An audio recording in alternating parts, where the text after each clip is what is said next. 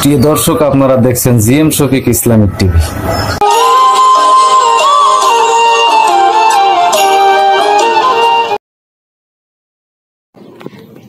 সুপ্রিয় দর্শক, এখন আপনারা দেখবেন জামাত বিএনপির সাপ্তাহিক খবর।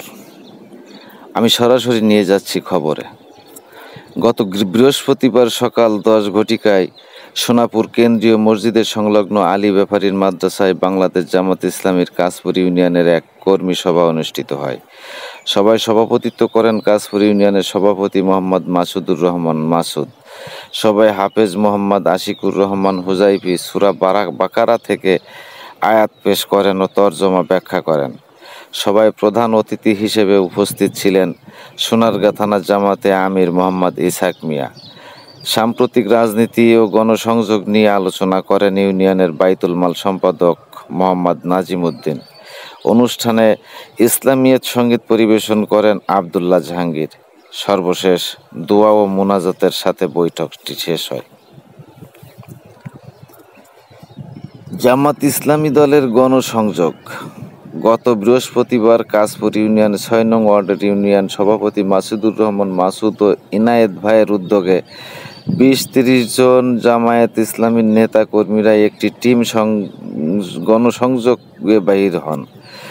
গণসংযোগ টিমটি বেহাকর গাবতলা দিয়ে পূর্বপাড়া হয়ে বাদুরাবিটা গণসংযোগ চালান।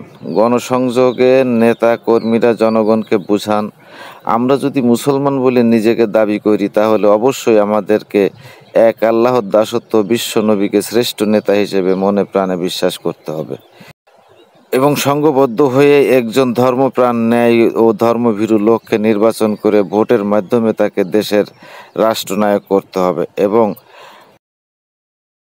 এবং আল্লাহর বাণী হবে একমাত্র রাষ্ট্রীয় সংবিধান। গণসংযোগটি বাদুরাভিটা হয়ে বেহাকর বটতলায় এসে শেষ হয়। সোনারগাঁয়ে মান্নানপন্থীরা এগিয়ে আছে। সোনারগাঁয়ে ৩ আসনে আগামী জাতীয় সংসদ নির্বাচনে বিএনপির সম্ভাব্য ৪ জন প্রার্থীর মধ্যে অনলাইন ভোটিং জরিপ চালানো হয়েছে। সেই জরিপে সর্বোচ্চ ভোট পেয়েছে বিএনপির নির্বাহী কমিটি সদস্য ও সোনারগাঁও উপজেলার বিএনপি সভাপতি আজহারুল ইসলাম মান্নান। তবে সমান তালে অনলাইনে জরিপে তলানিতে বিএনপির সাবেক প্রতিমন্ত্রী মোহাম্মদ রেজাউল করিম। বন্দরে মামিকে নিয়ে পালালো ভাগিনা।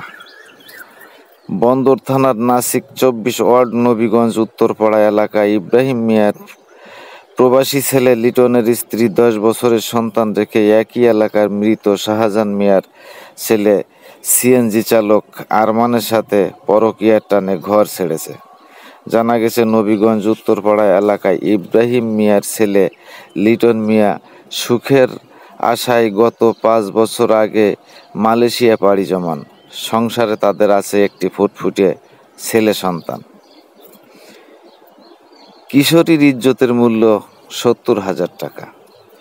সোনারগাঁয়ে এক কিশোরী ধর্ষণের ঘটনায় ৭০,০০০ টাকায় দিয়ে ধামাচাপা দিয়েছেন বলে স্থানীয় মাতব্বরদের বিরুদ্ধে অভিযোগ উঠেছে। গত শুক্রবার রাতে সোনারগাঁ পৌরসভা ২ নম্বর ওয়ার্ড গোয়ালদি এলাকায় অ্যাডভোকেট বিপুল ভূঁইয়ার ভাড়াটিয়া বাড়িতে ধর্ষণের ঘটনা ঘটে। ধর্ষক সিরাজুল ইসলাম সিরাজ গোয়ালদি চক্ষু হাসপাতালের পশ্চিম পাশে এলাকায় আব্দুল হামিদের ছেলে। দীর্ঘদিন লন্ডনে উন্নত চিকিৎসা গ্রহণের পর গত মঙ্গলবার সাবেক প্রধানমন্ত্রী বেগম খালেদা জিয়া সুস্থ হয়ে দেশে ফেরায় শুভেচ্ছা ও আল্লাহর দরবারে শুকরিয়া জ্ঞাপন করলেন কাশপুর ইউনিয়ন বিএনপির সহসভাপতি মোহাম্মদ মতিউর রহমান, মেম্বার আনোয়ার হোসেন, বিল্লাল হোসেন সহ আরও অনেক বিএনপির নেতারা। শুধু দর্শক, এতক্ষণ আমার সাথে থাকার জন্য ধন্যবাদ। সাপ্তাহিক জামাত বিএনপির খবর আজ এ পর্যন্ত। খোদা হাফেজ।